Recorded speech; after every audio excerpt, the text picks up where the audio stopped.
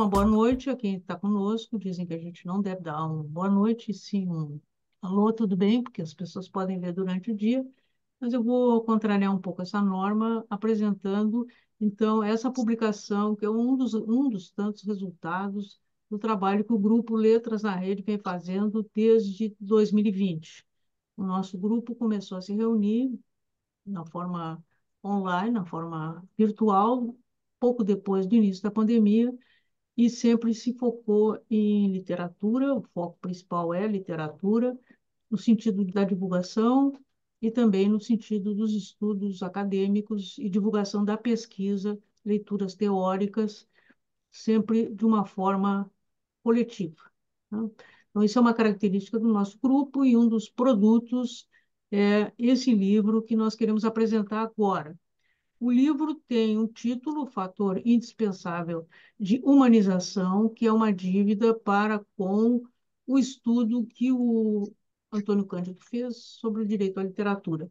E direito à literatura é também a literatura e o direito, que é o foco desse conjunto de estudos que o grupo produziu. A gente fez uma pauta, distribuiu entre os interessados, cada um fez o que realmente vinha estudando. Então, os estudos são individuais, muito pessoais e muito originais. Todos buscam dar vazão a pesquisas que vinham fazendo, seja nos seus trabalhos de mestrado, doutorado, pós-doutorado e mesmo graduação. Daí resulta esse conjunto de estudos individuais, como eu falei, de cada um dos autores. Nós vamos falar deles, cada um vai falar, fazer um rápido resumo do seu trabalho, na ordem em que se apresentam no livro. Então, nós vamos começar com o Rodrigo, e aí vai passando a palavra de um ao outro, dentre os que estão aqui. Eu registro que alguns deles, os autores, não puderam estar presentes, mas não estão presentes na gravação, mas estão presentes no livro. Bom, olá, então, falar um pouco sobre o meu trabalho, que ele deriva, né, do desdobramento da minha pesquisa de doutorado, e o título do ensaio é Emergência do Abolicionismo nas Paródias de Francisco Correia Vasquez. Então, nesse trabalho, eu busquei resgatar esse autor, né, o Francisco Correia Vasquez, foi um ator muito importante no século XIX, principalmente no final do século XIX, mas ele é pouco reconhecido e lembrado como autor, né? Então ele escreveu diversas cenas cômicas, escreveu paródias, dramas e inclusive escreveu e atuou e dirigiu, né, a peça que talvez tenha sido o maior sucesso brasileiro no século XIX, que foi Orfeu na Roça. Então, assim, para essa apresentação bem sintética, né, que eu vou procurar fazer, eu vou relembrar um pouco, resgatar um pouco essa figura. Bom, o Vasquez, então, ele foi um autor que sempre esteve imerso no teatro no Rio de Janeiro do século XIX, né? Ele chegou a fazer algumas pontas lá quando nas peças do Martins Pena, o irmão dele trabalhava. O Martins Pena também era um ator, cantor, dançarino, né? E ele trabalhou sempre com esse teatro cômico, com mais destaque, né, para o teatro cômico e o teatro musical. Então, ali por volta de 1860, foi um grande sucesso no Brasil a opereta Orfeu nos Infernos. Opereta francesa que trazia então já uma paródia da mitologia clássica greco-romana, né? E fazia com que ridicularizava um pouco, né? Jogava, brincava com esses personagens que eram tão bem quistos na alta cultura, né? Então já era uma obra bem subversiva, a gente poderia dizer nesse sentido, né? E que não era vista como era um gênero que não era visto como artístico propriamente dito, né? E o Vasquez, ele tem então essa grande sacada dele, que vai ser a primeira de várias que vão acontecer depois, é trazer essa peça para o chão brasileiro. Então ele vai pegar toda a partitura da obra, né, o fio principal do enredo, mas ele vai abrasileirar essa peça. Então, o Orfeu vai virar o Zeferino Rabeca, né? O Júpiter vai virar um juiz de paz, uma Méde, e ele vai fazer essa, então, A gente poderia dizer que um pouco, quase como uma antropofagia avant la lettre, né? Ele vai trazer esse algo do exterior e vai colocar a brasilidade ali. Aqui foi visto como uma peça não original, né? Como uma imitação, mas eu defendo nesse artigo que ela e as outras peças que ele produziu são obras muito originais, né? Elas têm essa conseguem analisar e colocar no palco essa brasilidade de uma forma muito original. E o que eu destaco e que vai ser o trabalho ao longo desse ensaio vai ser pensar como esse abolicionismo no Vasquez vai num crescendo, né? Ele começa de uma forma mais tímida ali, uma representação da escravidão que não tem uma inflexão tão crítica. Já no Orfeu na Cidade, que é a sequência, variação do Orfeu na Roça, tem uma crítica um pouco maior, assim, a gente vê um personagem que é um homem escravizado, já velho, o Pai João, que é uma figura tipo da época, né? Lamentando a queda dele, né, de como ele era, tinha uma vida, era alguém respeitado na África, no país, no local de origem dele na África, não é especificado de onde, né, a origem desse personagem, e como ele caiu com a escravidão no Brasil. Até que a gente chega então no Faustino, que é uma paródia ao Fausto, né? Uma paródia, toda uma tradição fáustica, né? Desde o Fausto do Goethe, de alguma medida também pega do Marlowe, né? Mas é um texto que a gente não tem acesso, né? Então, esse foi um texto em que eu tive que recorrer às fontes primárias, né? Pesquisa no jornal para tentar entender como é que era essa peça. E pela documentação, que é até bastante consistente, encontrei que essa peça ela foi construída e criada como tendo por ensejo a Lei do Ventre Livre. Então, ela é uma peça que se coloca como um espetáculo abertamente abolicionista. E tem ao final da peça uma apoteose em que o elemento servil, no caso a escravidão, né, é esmagada pelo Brasil. É um pouco otimista para a época, a gente ainda ia ter algumas décadas, né, de escravidão, quase 2 décadas, né? Mas é um bom passo e um passo importante, né? Então eu observei nesse autor que a gente não tem muita informação sobre ele, sobre como ele se via, né? Mas era um autor negro, né? Que em geral é embranquecido nos relatos, né?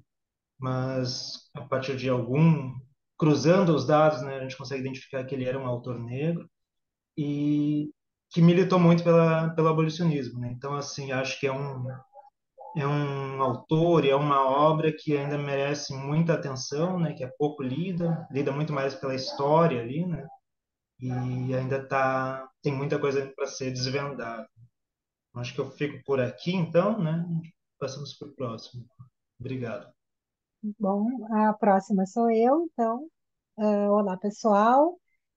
Eu sou a Denise Estácio, sou autora, então, do capítulo Moça do Teu Século, Historicidade e Escravismo no Almada, de Machado de Assis.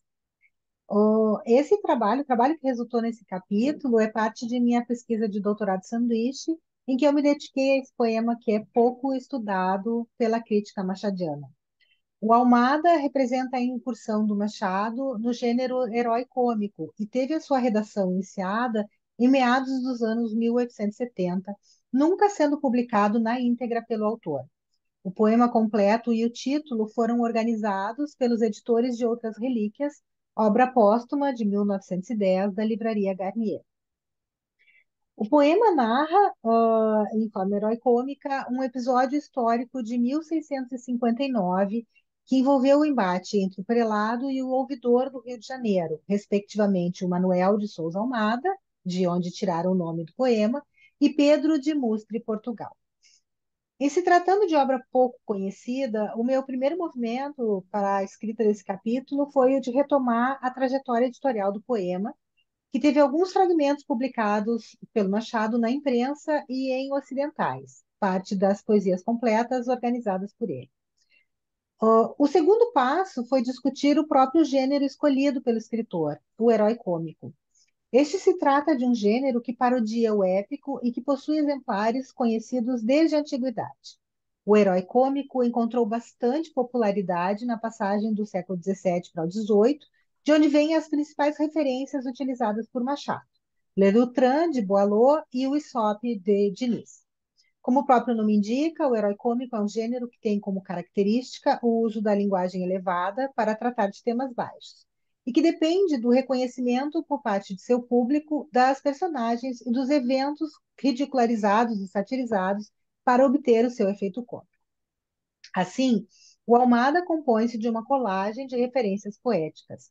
Além dos episódios, em paralelo com seus dois modelos principais, pode-se identificar trechos que parodiam poemas épicos clássicos, como a Ilíada e a Eneida, e mesmo citações da Divina Comédia, entre muitas outras referências. O escritor utiliza como fonte dos dados as crônicas de Baltazar da Silva Lisboa. E é dali que ele vai retirar, então, a querela entre o prelado e o ouvidor. Mas também traz informações de outras crônicas desse mesmo autor e ainda do Pizarro Araújo. A preocupação com a acuidade histórica é afirmada já na advertência ao poema, o que situa os eventos narrados muito distantes do leitor contemporâneo do Machado. Com isso, perde-se a proximidade e o reconhecimento do objeto satirizado, importante elemento para o gênero herói-cômico, como eu acabei de afirmar. Daí vem a questão que impulsionou a escrita deste capítulo, ou seja, quais são os dados embutidos nessa intricada rede de citações, paródias e sátira que poderiam ser reconhecidos com facilidade pelo leitor carioca oitocentista, ou seja, o público do Machado. E entre os componentes históricos que flutuam de modo quase imperceptível no poema, encontra-se a presença do escravismo como elemento de continuidade, o que marcava um dado comum entre o momento narrado, o Rio colonial, e o da produção, o Rio imperial. A violência do escravismo está latente desde a advertência do poema, quando o autor suprime uma citação do padre Manuel da Nóbrega, em um trecho que menciona a violência sexual dos clérigos.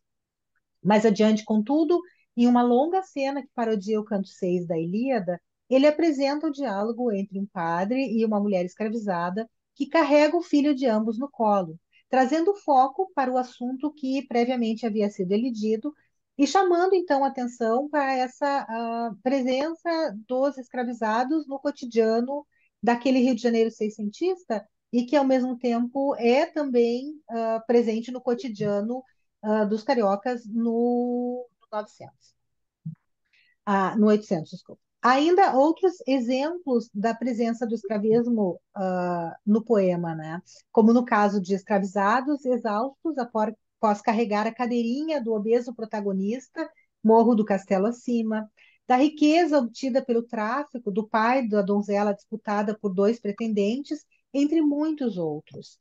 E é na associação entre o registro realista do evento histórico em que se baseia e a tendência alegorizante da poesia machadiana, que nesse caso faz uma alegoria do próprio Rio de Janeiro em que o Machado está vivendo, e que então que faz com que essa realidade escravista atravesse os séculos e surja como dado de continuidade, que ao vencer a distância temporal poderia aproximar o tema do poema do público a que se destinava. O presente do século XIX torna-se, assim, um dado subterrâneo, escondido sob camadas de informação histórica e literária, neste texto, cujo objeto da sátira acaba por ser, em um movimento alegórico, a própria sociedade do Rio de Janeiro em que Machado vivia, com suas contradições, disputas de poder e violências cotidianas. É isso, muito obrigada. Então, vou começar cumprimentando a quem nos acompanha nesse evento virtual de lançamento de nosso e-book. Mais uma, né, concretização desses anos de dedicação conjunta do nosso grupo.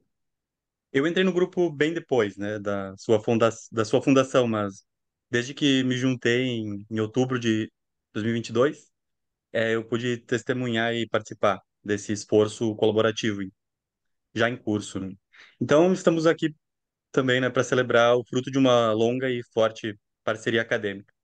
Eu só queria aproveitar para expressar o meu sincero agradecimento ao grupo Letras na Rede pela confiança depositada em mim, a oportunidade de continuar dialogando com pessoas tão comprometidas que eu conheço há tanto tempo Tem sido um privilégio imenso, mesmo assim.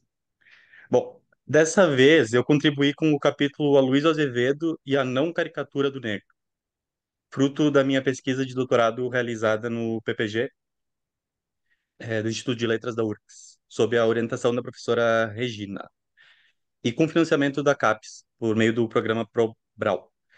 Daí, para essa contribuição, eu busquei rever, reavaliar nossa tese, a fim de reestruturar a investigação para talvez realinhar e consolidar os argumentos com uma abordagem mais integrada, né? A tese tinha 200 e mais de 200 páginas. Então, em linhas gerais, se trata da intervenção do Aloysio Azevedo na questão abolicionista por meio da representação do negro no campo cultural brasileiro, em diversas frentes. Eu destaco, na minha análise, o modo com que o Aloysio utilizou a literatura e a caricatura para contribuir com o movimento abolicionista brasileiro. Eu delimito a partir de 1868, que é quando se iniciou uma intensa campanha por parte dos abolicionistas brasileiros para persuadir a opinião pública. E entre essas estratégias estava a produção constante de obras no campo cultural nacional. É justamente com esse movimento de 68 que eu inicio o meu capítulo, destacando a relevância da atuação artística e da literatura como ferramenta de persuasão, né, e de conscientização pública. Mas o cerne do meu estudo está na obra, na figura do Aloysio Azevedo, que utilizou tanto a caricatura quanto a narrativa literária para apoiar a causa abolicionista, produzindo diversas obras, vamos dizer, artístico-literárias, né? Conto das caricaturas, entre elas o Mulato, né? Obra que eu me detive, né?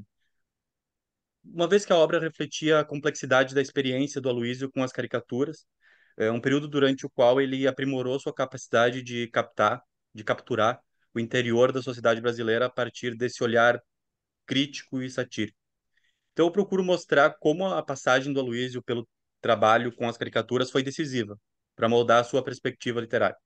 Essa fase da sua carreira, vamos dizer que o equipou com uma aguçada sensibilidade tanto para a dinâmica social como para a dinâmica racial. As caricaturas, elas desse jeito, elas fornecem um vocabulário visual e conceitual que enriqueceu essa escrita do Mulato. Eu apresento o Mulato como um produto dessa interação profunda entre a arte visual e a narrativa, onde as técnicas da caricatura, né, o exagero, o contraste, a sátira, são habilmente transpostas para o texto. Essa habilidade do Azevedo em formatar a prosa com esses elementos amplifica o impacto emocional da história e intensifica também a crítica social. Por exemplo, ao exagerar as atitudes e os comportamentos dos personagens que perpetuam o racismo e a discriminação, o Aloysio não apenas ridiculariza eles, mas também provoca uma resposta emocional do leitor, buscando gerar empatia pelos oprimidos e repulsa pelos opressores, né? Além disso, a utilização da sátira permitiu que ele criticasse as instituições sociais, as normas que sustentavam o sistema escravocrata e racista. Então, tudo isso, né, buscando criar esse desconforto, quem sabe uma motivação por uma busca por mudança. Com o Mulato, o Aloysio também desafiou as representações estereotipadas e diminutivas do negro, historicamente cômicas ou rebaixadas. Ele subverteu essa mímese, quando ele utiliza esses mesmos mecanismos do humor para contribuir para um diálogo mais profundo e humanizado sobre os direitos civis. Bom, por fim, esse capítulo não apenas busca tentar trazer um pouco mais de luz para a contribuição do Aloysio para o movimento abolicionista brasileiro, mas também ressalta a importância da literatura e da arte como veículos de transformação social. Eu espero ter contribuído para a compreensão de como a expressão artística e literária pode ser um fator indispensável na luta pela humanização e pelos direitos humanos. Obrigado. Bom, olá, meu nome é Bruna Nunes e eu vou falar um pouquinho sobre o meu texto que se chama Leiamos as Histórias Sem Data, Mulheres Leitoras de Machado de Assis. Bom, entre os anos de 1879 e 1904, se publicou no Brasil um periódico chamado A Estação. Esse periódico era dividido em duas partes. A primeira parte era um caderno de modas e a segunda parte era um suplemento literário. Esse suplemento literário era dividido em seções, então tinha seção de narrativas, de poemas, outras seções que falavam sobre medicina, sobre questões relacionadas à saúde. E nos anos 80, em particular, ali a partir dos anos de 1880, um tema que foi bastante recorrente em várias sessões foi o tema da educação feminina. Então, esse tema permeava diversas sessões, desde narrativas ficcionais até, por exemplo, crônicas sobre o cotidiano. E dentre esses temas se falava muito sobre o que era considerado uma educação feminina no século XIX, então etiqueta, cuidado com os filhos, cuidado com a casa, questões relacionadas ao bem-estar matrimonial, mas também se falava sobre uma educação mais formal das mulheres. Então, até pelo ponto de vista da época, assim, a mulher deveria ser bem instruída, porque assim ela seria uma melhor anfitriã, ela cuidaria melhor dos filhos. Então, era bom que a mulher tivesse, e aqui, claro, falando das mulheres de elite, tivessem uma educação mais ampla, uma cultura geral para poder circular melhor em sociedade. Bom, dito isso, duas características da estação que acontecia nesse suplemento literário. Uma delas era a constância da promoção dos colaboradores. Então, por exemplo, a gente tinha diversos autores importantes para a época escrevendo para a estação, como Machado de Assis, Olavo Bilac, Arthur Azevedo, Gila Lopes de Almeida, e era muito comum que os colaboradores fizessem uma publicidade um dos outros ali naquele espaço. Então, por exemplo, quando Machado de Assis publicou Memórias Póstumas de Brás Cubas, tiveram vários artigos comentando sobre o romance, elogiando, e isso acontecia com diversos autores. Outra coisa que era bastante comum era a veiculação de cartas na estação. Então, tanto cartas escritas direcionadas para os editores, quanto cartas particulares que, de alguma maneira ou outra, paravam ali. E uma coisa que dá para perceber ao longo das várias edições da estação é que essas cartas, na maioria das vezes, apresentam indícios de serem cartas ficcionais. Então, por exemplo, essas cartas, na maioria das vezes, elas serviam como mote para que os editores conseguissem tratar de algum assunto que eles queriam tratar. Por exemplo, se publicava uma carta em que uma leitora reclamava do valor da assinatura, e deles usavam essa carta para fazer toda uma explicação de por que a estação custava o tanto que custava. Então, na maioria das vezes, essas cartas eram, dá para perceber que elas não eram reais, que elas eram ali ficcionalizadas para tratar de determinado assunto. Bom, dito isso, então, qual é o foco central do meu artigo? Em 15 de setembro de 1884, se publicou uma carta na estação, uma carta particular, denominada História Sem Data. Então, pensando nesse contexto, era comum, porque era uma carta sendo publicada, que as pessoas já estavam acostumadas, e História Sem Data se referindo à coletânea de contos do Machado de Assis, o que também não deveria ser nenhuma surpresa para a época, porque era comum que se fizessem essas referências aos colaboradores, né? E o que que tem de interessante nessa carta? É que essa carta ela é escrita por uma mulher chamada Alzira e ela é direcionada para uma outra mulher chamada Alice. Então a gente vê ali que são duas mulheres, entre aspas, conversando, mas enfim, ali a gente tem uma pessoa que escreve, uma interlocutora pretendida, que estavam tratando sobre literatura. Então, isso que me chamou a atenção nessa carta, serem duas mulheres ali abordando o tema literário. Elas não estavam falando sobre os cuidados com a casa, os cuidados com o lar ou qualquer coisa do tipo. Elas estavam falando sobre o livro recém-lançado do Machado de Assis. E daí é interessante porque, assim, primeiro, tem vários elogios ao Machado de Assis e elogios às histórias sem datas, o que mostra esses indícios de que essa pode ser uma carta falsa, né? Uma carta ficcional. Porque tem uma coisa de publicidade, merchandising nessa maneira que esses elogios ao Machado de Assis são feitos. Mas, para além disso, é muito interessante que se tem várias referências. Então, ela se refere a José de Alencar, ela faz referência e cita Schopenhauer, por exemplo. Então, ela mostra todo um repertório literário, um repertório filosófico, um repertório cultural. E isso é muito interessante porque demonstra que tanto ela, uma mulher, tinha esse repertório, quanto a amiga dela, para quem ela estava escrevendo a carta, provavelmente também tinha, porque se ela estava fazendo essas referências, a pessoa que ia receber a carta também deveria saber sobre essas coisas. E a gente pode aumentar essa interpretação e pensar que a leitora da estação, as mulheres que estavam lendo aquela carta, também teriam esses conhecimentos. E se por acaso elas não tivessem, era uma forma de instigar essas mulheres a procurar do que se tratava. Então, elas não conheciam, de repente, aquela citação ao Schopenhauer, elas podiam ir atrás e tentar descobrir do que se tratava. Então, em alguma medida, era uma forma de instigar que as mulheres se instruíssem cada vez mais. E toda a carta é muito interessante, no artigo eu vou tratando de maneira mais detalhada, mas chega um momento em que, inclusive, ela sugere um reparo à obra do Machado de Assis. Então, assim, essa mulher é tão culta, ela sabe de tantas coisas que até ela tenta dar uma corrigida ali no Machado. E isso é super interessante, pensar duas, né, uma mulher fazendo esse movimento e conversando com a outra. E ela cita filosofia, ela cita mitologia grega. Então, ela mostra um repertório cultural muito vasto. E daí, só para finalizar aqui o meu resuminho do artigo,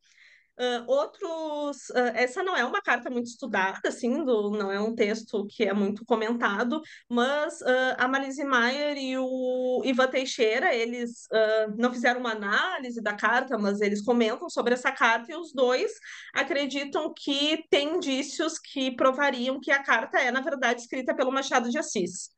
E, particularmente, eu concordo, eu acho que muito provavelmente foi ele quem escreveu, mas não é isso que interessa mais precisamente para a análise desse artigo.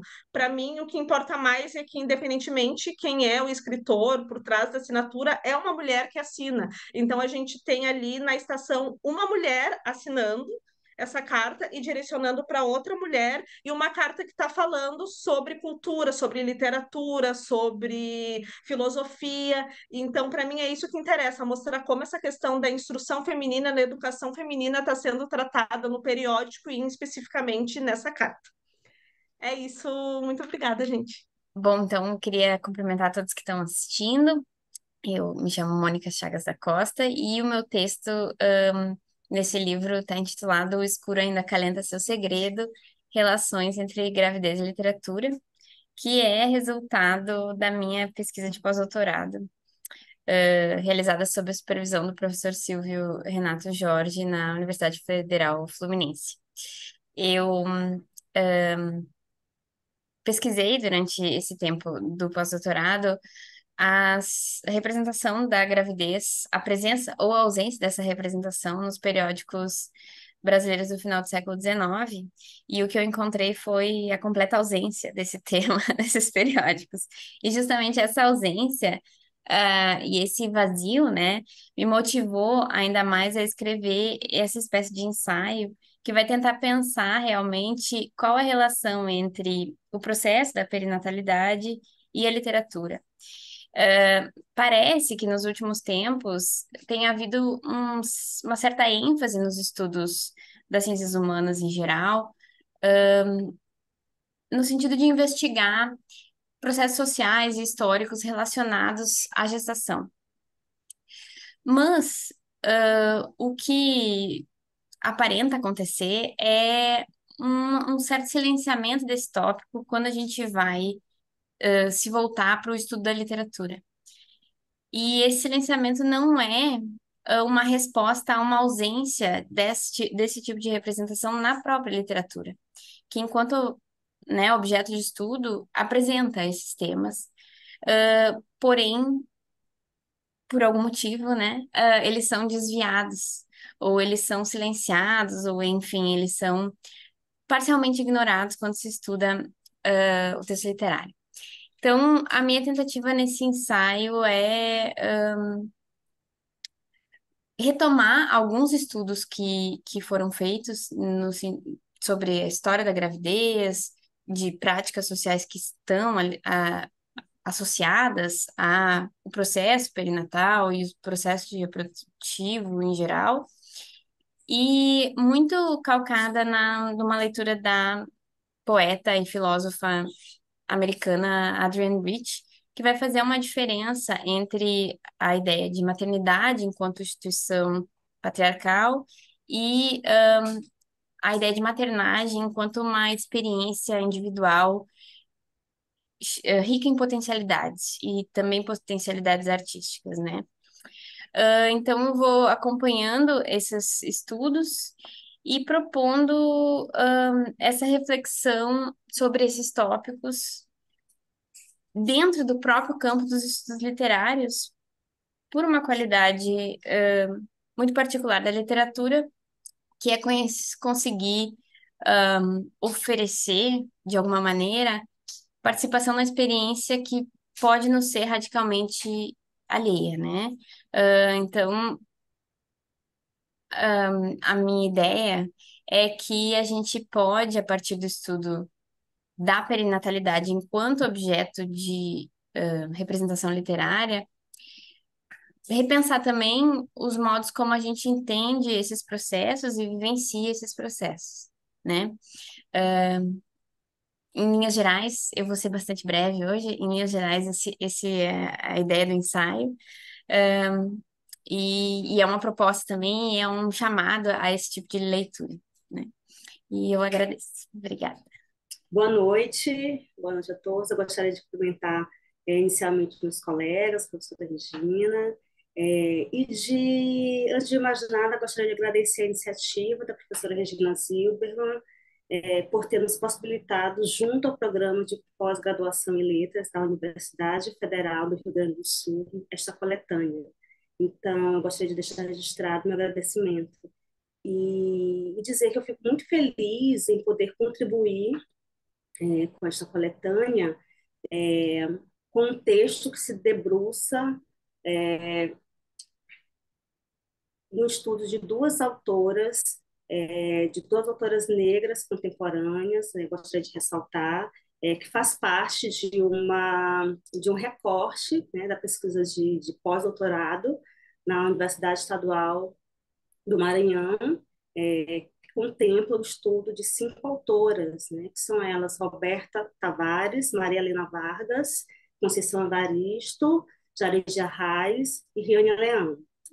E para a contribuição, né, desta coletânea, eu fiz um recorte de Jaredia Reis e Riane Leão. Então, meu texto se debruça sobre a poética, né, dessas autoras, né, que são vozes potentes da literatura brasileira contemporânea. Me debruço sobre as obras Tudo Nela Brilha e Queima, de Riane Leão, e Um Buraco com Meu Nome, de Jaredia Reis.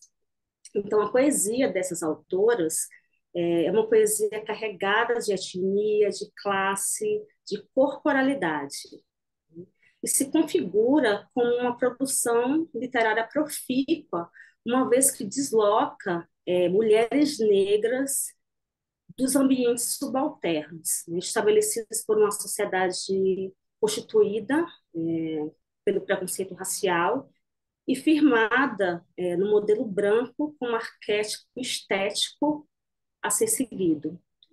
Então, escrever sobre a poética dessas mulheres, dessas escritoras, é possibilitar a discussão dos espaços de atuação e temáticas dessas poetas na literatura brasileira. E é também uma forma de pensar, por meio do gênero poético, por meio da poesia, possibilidades de resistência. Então, eu fico muito feliz em poder contribuir com esta coletânea, com esse artigo, e desejo que a publicação seja bastante compartilhada, e não só compartilhada, como também lida e citada pelos interessados. Então, eu deixo aqui muito obrigada e feliz em fazer parte deste grupo. Então, meu nome é Gibra Ayub. Eu queria começar dizendo o quanto eu me sinto honrado e grato de estar aqui sentando na mesa dos adultos, assim, colaborando com essa coletânea. Fico muito feliz. Estou ainda no início da minha pesquisa de mestrado. O texto, né, com o qual eu colaboro para essa coletânea não é a minha pesquisa de mestrado, mas é um estudo em paralelo, assim, e que me deixa muito feliz, né, de poder contribuir para essa coletânea com esse texto especificamente. Então, ele se intitula Entre Cabras e Espinafre, Intertextualidade e Interseccionalidade em Homens Elegantes, de Samir Machado de Machado. Então, ele é um texto que analisa o romance Homens Elegantes, de 2016, então um romance contemporâneo, de um autor contemporâneo, Samir Machado de Machado, que, só para situar, né, trata da viagem de um espião brasileiro, em 1760, mais ou menos, para Londres, com a finalidade de investigar uma rede de contrabando de livros eróticos que é feita para o Brasil. Então, nesse cenário, nesse espaço-tempo ficcional, é que se situa um intertexto que eu acho muito produtivo e que eu busco analisar ao longo do meu capítulo. A obra do Samir como um todo é cheia de referências, assim, mas essa referência me interessa particularmente. Ela é no romance, ela é um folheto, um texto político que circulava na Londres de 1760, né? E que espelha a efervescência da discussão a respeito do direito das mulheres ao voto. Então, na inclusão desse texto no romance de Machado, o que o autor faz é parodiar um texto do mundo real, da contemporaneidade, que é um texto que se intitula Parada Gay, Cabras e Espinafre, daí o título, e que no romance é parodiado como Tratado acerca de Cabras e Espinafre. Esse texto da contemporaneidade foi publicado por um jornalista, J.R. Guzzo, na Veja, em 2012, e numa argumentação dada, ele argumenta que, bom, os gays não poderiam se sentir discriminados por não poderem casar, porque, afinal de contas, um homem também não pode casar com uma cabra, por mais que possa ter uma relação com ela, enfim. O que o Samir faz, e que para mim é interessante, é deslocar esse argumento para, né, essa situação de discussão sobre o direito das mulheres ao voto, lá na Londres ficcional de 1760, colocando num tratado que diz, não, a mulher não pode se sentir injustiçada por não poder votar, porque também um homem não pode votar numa cabra.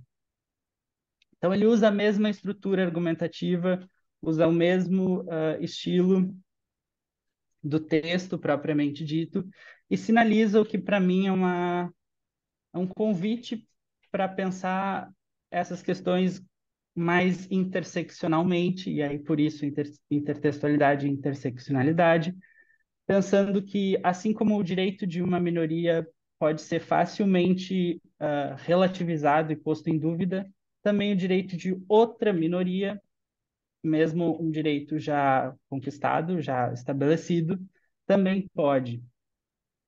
Então, a ideia é aprender com essa abordagem interseccional que surge, né, no coração do feminismo negro, e aprender com ela e sinalizar o quanto o ataque a uma determinada minoria é também problema de quem não necessariamente faz parte dessa minoria, né? Ou também é uma preocupação para essa pessoa. Então, os protagonistas do livro são Érico e Gonçalo, um casal homossexual lá nessa Londres fictícia do século XVIII, mas os problemas que as companheiras deles, né, as personagens femininas enfrentam nessa dada situação também são o problema deles enquanto homens naquela situação dada.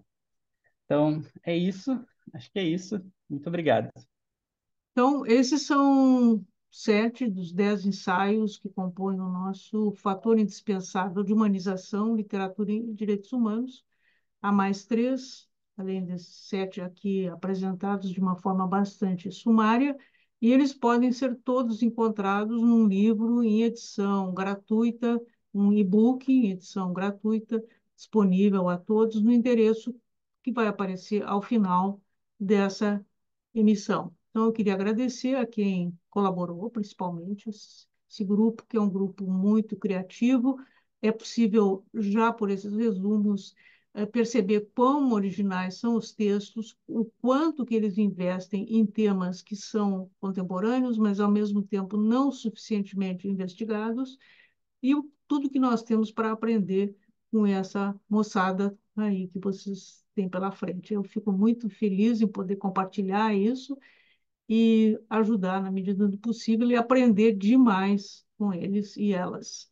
Então, espero que os leitores também tenham essa experiência tão gratificante e nos colocamos à disposição para futuros debates, quando e onde quiserem. Muito obrigada.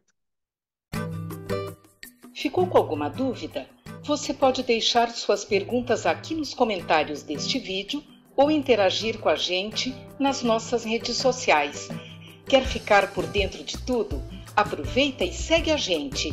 Você nos encontra em todas as mídias pelo @letrasnarede. Até mais!